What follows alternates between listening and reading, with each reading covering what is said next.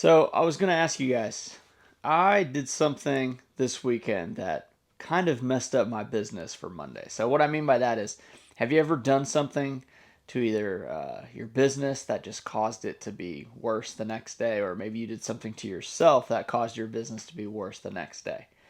So as you guys know, I'm a Chicago Bears fan, and our Bears beat the Lions, the number one Detroit Lions. We handled them pretty easily, and I usually have like 3 or 4 beers. We'll end up having like a few shots as well because we were celebrating. And then, come Monday, I did what I normally do. I did the recumbent bike for 30 minutes in the morning, and then whenever I got into breakfast and after breakfast, I couldn't function. Like it's almost like my body was fine, but my brain just felt fogged a little bit, almost like uh, gears were not moving quickly enough, and I couldn't like figure out what I needed to do to like get the day going. So I spent a lot of the morning shipping, which I ship every morning, and that's kind of it's what we're doing right now. It's always the first task: pull the items, ship the items.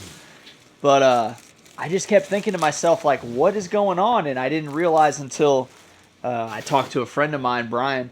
He said, he's like, dude, it absolutely was drinking. Like that's absolutely what's going to happen. So, maybe it's a little naive of me to think that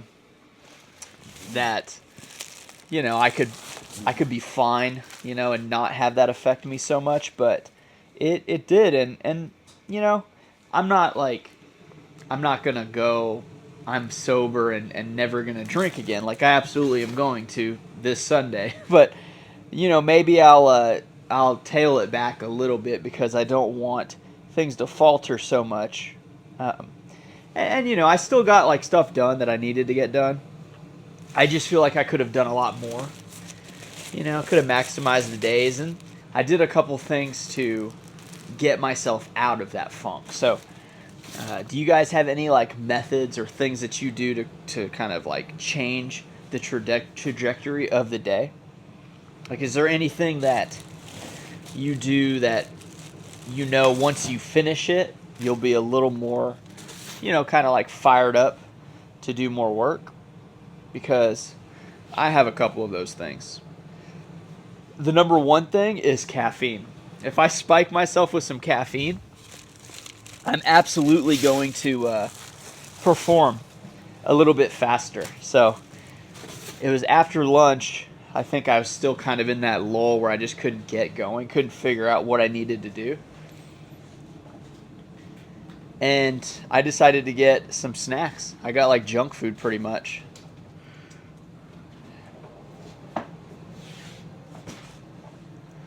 And that's not always the best thing, especially if you're trying to be like a healthy individual, but it definitely got the gears moving. I mean, you get like a little fake. I call it like fake happiness. Like when you eat McDonald's or sugar or chocolate, things like that. You get like a little spike of joy, and that's what I did, and I think it worked. And also, I think realizing why I was going slow was the biggest kicker because in my brain, come Monday, I'm ready to attack the day, and I couldn't understand why I wasn't able to get things going. Like I just couldn't do things quickly. I was like kind of fumbling over my thoughts. And once I realized what the trigger was for that, then I was kind of okay with it because I understood. I think not understanding was the biggest detriment to my day yesterday. I just didn't understand what was happening.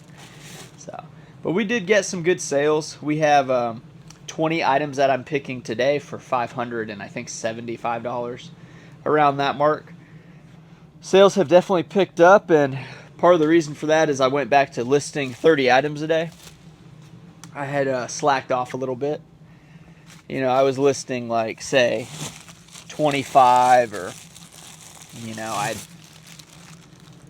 I don't know. I would just I missed 4 days in a row.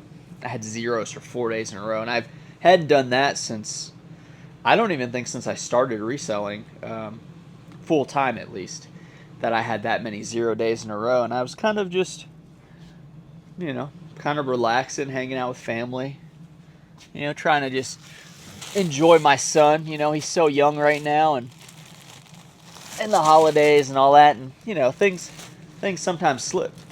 I'm also trying to grow this channel. A lot of you guys have been supporting, so I really appreciate that.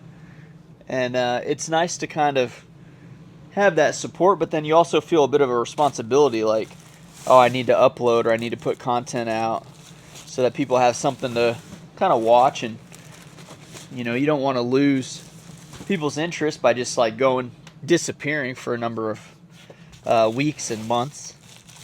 So I constantly want to provide some type of content. We got one there's a couple here I want to talk about. Some are a little bit better than others.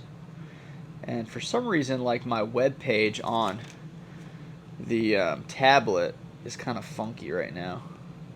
It's like not zoomed in all the way for some reason, so I have to keep on like doing it with my fingers. But here's a pair of Abercrombie & Fitch. This is the mint green color, and it's just a pair of chino shorts sold for 20 bucks. A lot of people sleep on some of those brands. Hollister, Abercrombie, even American Eagle can be okay. But I still pick them up. I think they do well enough for me and my numbers.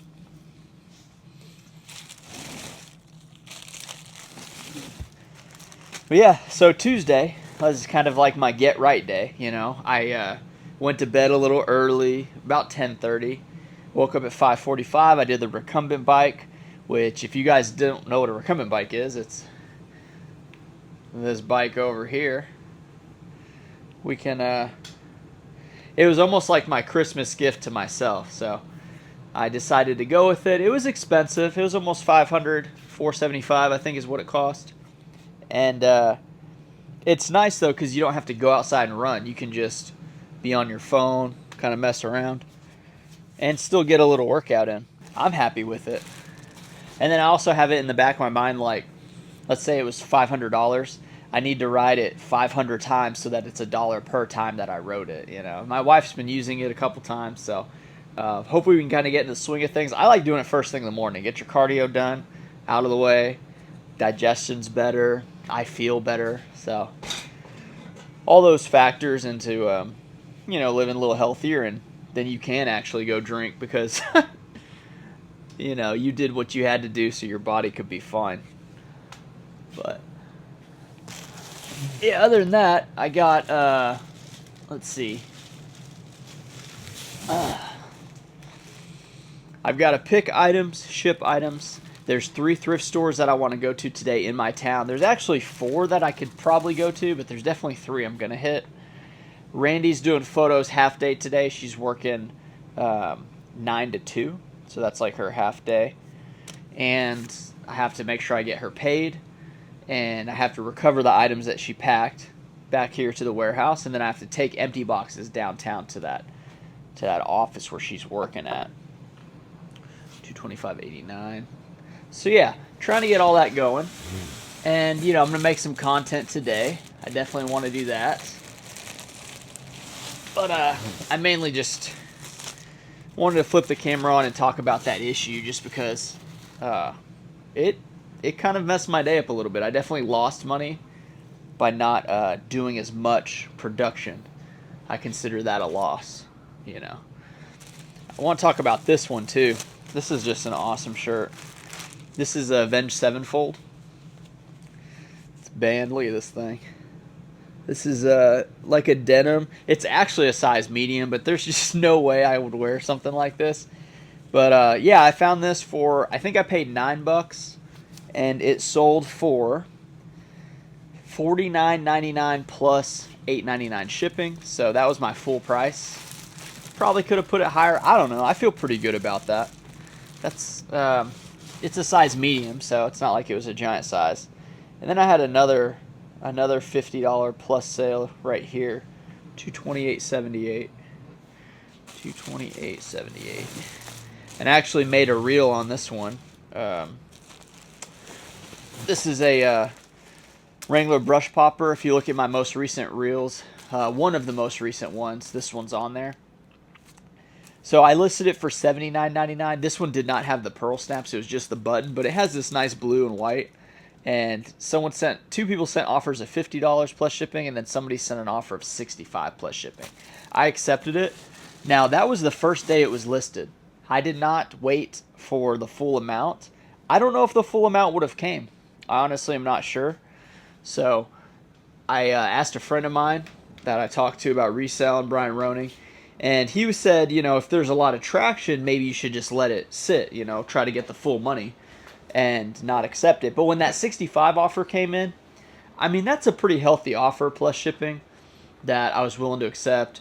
Let me know what you guys would have done. This is regular brush popper. Now, brush popper, it's like a water resistant type material. It's not quite canvas, but it's not cotton. Like it probably is cotton material, but it like feels better. Almost like if it was heavily starched, how that would feel kind of stiff. That's how these feel.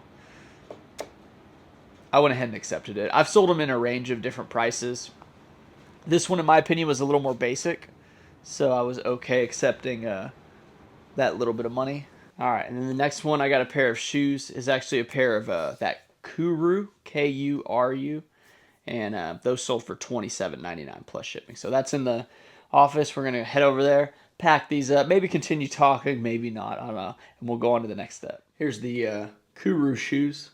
These are leather hiking shoes. It's got this weird kind of off-centered lacing to it, and yeah, these are a pretty big size. I don't know if they'll fit in the legal flat rate envelope.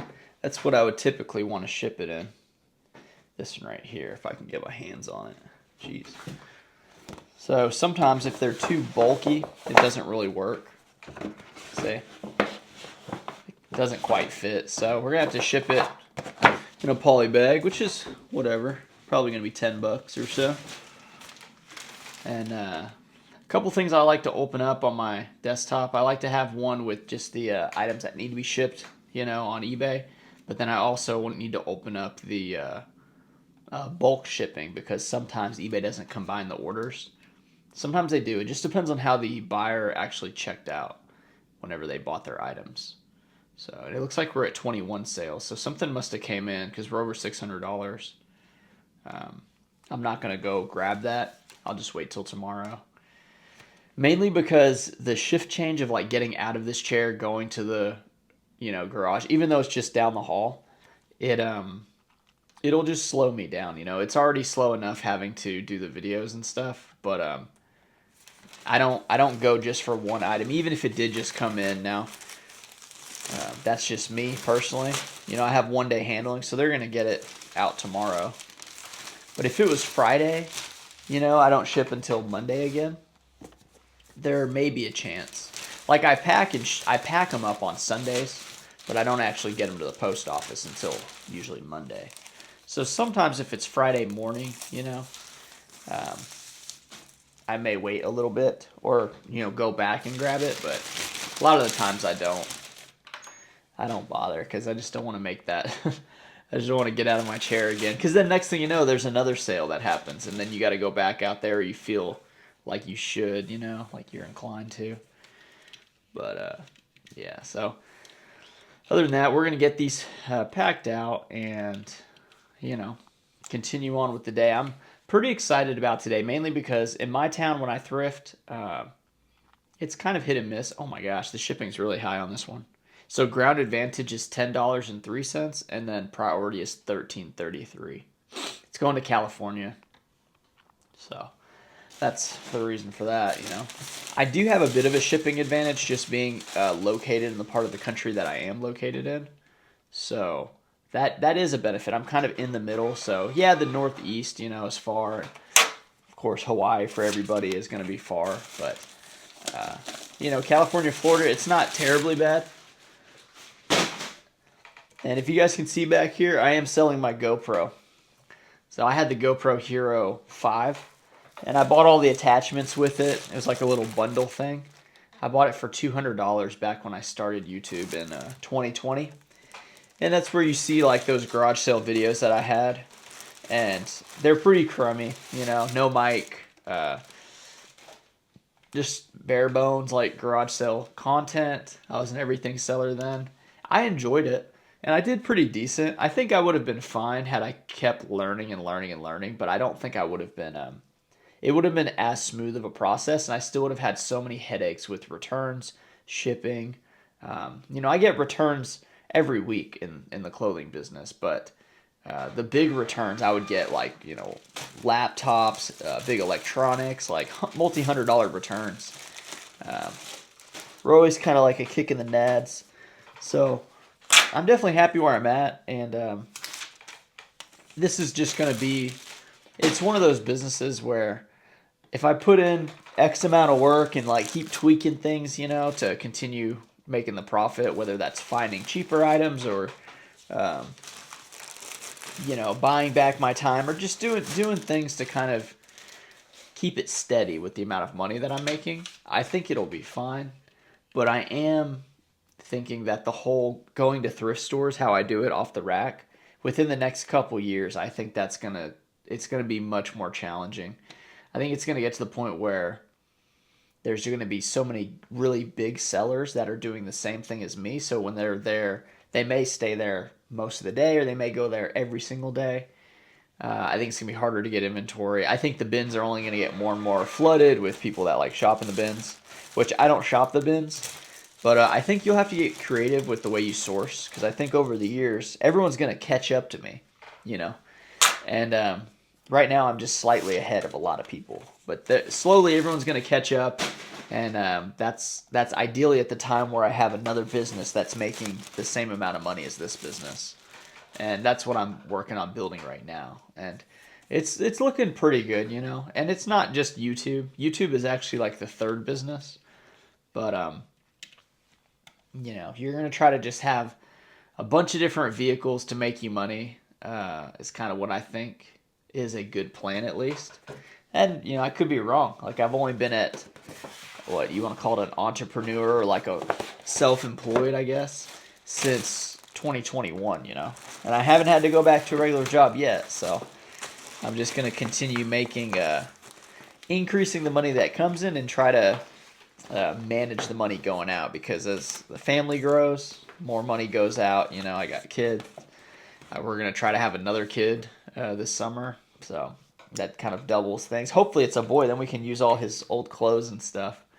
Um, I think that'd be great. But yeah, it's just figuring out your budget. Really, that was kind of a big. It was a huge determinish, a huge factor in deciding to go full time is like how much money was I spending, and then how much money was I making. So you kind of got to balance all that out, figure out if it's right for you. And yeah, it's a bit nerve wracking. I think depending on your age, depending on what you're already doing, I've heard ADH Dave talk about this before. If you are not making much money right now, say like $30,000 a year, that's what I was making, whenever I quit my job. But it was they were paying 100% health insurance, which was good. It's just I was getting close to making that part time on eBay.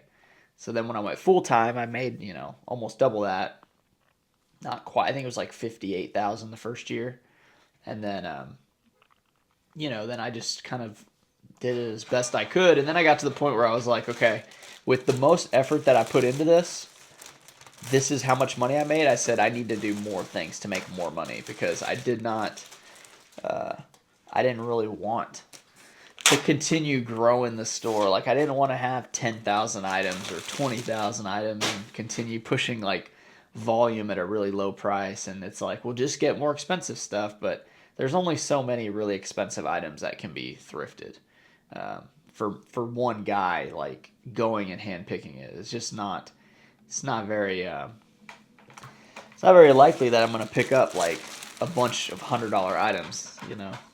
So I was like, well, let's do volume, and I said maybe I should do pallets of clothing. Like you can get rack pools is what they call it, and what that is like all the stuff that I guess is about to go to the bins. At some thrift stores, they put them in pallets and they call them the rack pools. They're damaged. They might have holes or stains, whatever. Didn't sell. And then they sell those off, whether it's pallets or bales. Like, it just kind of depends. And then you got to buy all of it, and then you have to spend, instead of going and thrifting, you have to spend hours and hours processing to figure out what's even worth listing. In addition to that, you have a bunch of brands that you've never even like searched before. So then you have to do a whole bunch of research that you might not be used to. Like, I think there's a women's brand called Lifestyle. That's like I think it's athletic activewear. That kind of sells. I mean, if you're paying a quarter, and you sell it for $12 including shipping, like that's kind of good. But how many of those sell? Like, how fast does that sell? And then how many of those do you want to list? And there's just, I look at Dixon Pickens and Bo Johnson. It kind of looks like they went that route of going volume, getting stuff that's very low sell through rate. You're talking like 0 to 10%. Now I'll pick stuff up at 20%, but I saw those guys do it, and I think what happened was none of the stuff. I don't think it was selling fast enough for them. So the amount of work of listing that many items, processing that many items, I don't think they were getting enough for it, and I think they started kind of like getting away from it.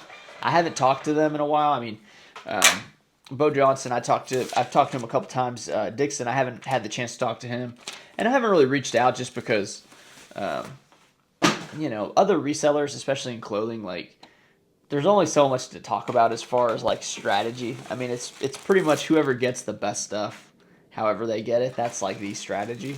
And then the whole listing and shipping and storage, it's all kind of, it's all kind of whatever. It's not a huge thing, but I just don't put my resources in like networking too much in that area. Now, I do want to network with people about social media and, doing video content for others and things like that, like advertising. That's the kind of stuff that I want to, learn more about and get better at, because I have like a pretty basic understanding of it. It's like the more you feed YouTube, just like eBay, if it's consistent quality, then you're going to continue to grow. Like, people will reach out, come look at your channel, and then also YouTube will put it out to more people. They'll be like, oh, well, it looks like a lot of people clicked and hung around, so let's boost up his video a little bit more so that more people can see it. And it's been making, pretty good money. For a while there, it was at like $400 a month whenever I had first got monetized. And now it's closer to like, $680 to $720 a month. So it's a slow build, and I'm really enjoying like the feedback from people. I've learned a whole lot in the comment section about things I'm doing, things I could be doing. So I really appreciate the people that like the videos and comment and kind of give me some advice on just stuff I'm doing or things I'm saying. Or it's like, and especially the ones that I came off as kind of against the grain of what most people would do. And I'm talking about Pete, the guy that I didn't want to refund him or whatever. I didn't want to refund him without him sending the shirt back when I sent him the wrong item. Like, that was a whole ordeal, and it's good to kind of hear, other people's opinions, because when you work for yourself, you are the judge and jury. You're the one that makes all the decisions, and it's like no one can really check you if you got no one to talk, to talk about what's going on. Like, if you're just working alone, you're the only person, and you're dealing with like eBay messages and that's it, then kind of anything you think or do, you're like, well, this is the way, this is correct. And it's not always correct to just go off of your own thoughts and stuff. Now, there is something to be said about holding ground, like, to what you believe in. But as far as like societal norms, it might be a good idea to go with more experienced people who have either been around more, or just have been on the other side of things and try to understand. So it's definitely an eye opener when you have like hundreds of people telling you you're wrong, and then you're trying to battle each one, and then you're like, oh, well, maybe I was wrong, because I've noticed as I've gotten older, that people are really reluctant to admit that they're wrong. You know, some people never do. They never admit they're wrong. They're always right. They always justify. They have an excuse. They never want to admit they're wrong, and I think that's hard for people to grow if you never do that. I think you kind of get stuck with your final form is just what it is. You know, they say you can't teach an old dog new tricks, or like sometimes I talk to people who are like slightly older than me, and they say, "Oh, well, you grew up with the phone, so you know, of course, you know, you can do the. It's good that you're good at YouTube because you're younger." Now, I don't think that's the case at all. You know, it's still taking a long time to kind of figure it out and learn and understand how to do YouTube and make videos and be consistent with it. And there's people that think because I'm of a generation, you know, like a millennial, that it just comes natural to me now. I am, you know, I'm pretty good at like technology, but I worked a technical job for 3 years. We had to look in manuals. We had to look at just doing networking things with the computer. There was just different things I had learned, and that doesn't have anything to do with, you know, my age or whatever.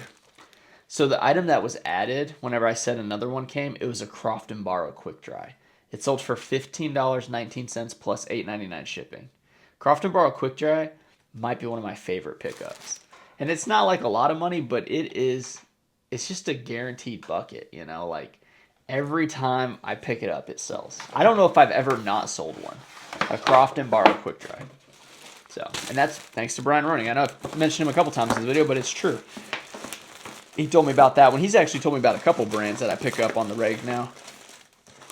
So, thanks to Brian. This one right here, it's a pair of vintage Adidas, or not Adidas, and one camouflage sweatpants went in this one. And those went for 16 plus shipping.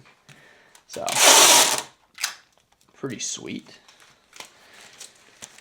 Those came from a private pick. So private picks are a big deal. I was watching Phoenix Resale, but his other channel, it's called Renix P Sale, which is pretty ridiculous if you ask me.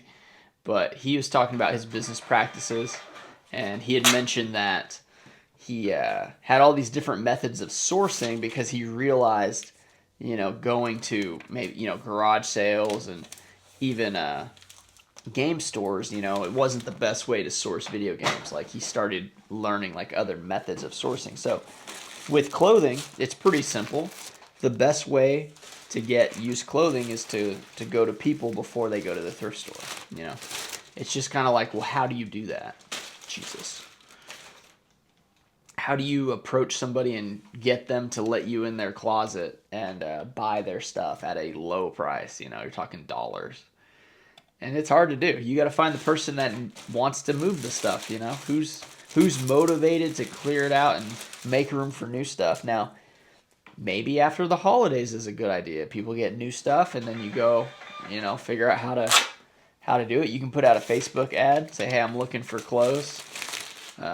It's got to be a pretty, I would say like a decently professional looking thing. You don't want to have just a, you know, like a white background with black text and say like looking for clothes. You could though. You could say cash for clothes and see what happens. Maybe you get a hit.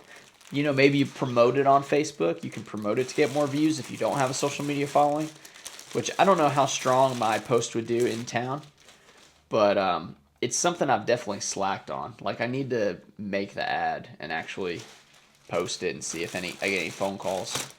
But yeah, you get a phone call, someone says, hey, come check out my stuff. Now, I've had it where people bring the stuff to me in my store downtown, and it smells bad, like smoke or whatever, and I can't take any of it. And then you got to be really nice to them and say, oh, I'm sorry, like, you know, it's not really what we're looking for. Kind of like a Plato's Closet would do to you if they just don't want to buy your clothes.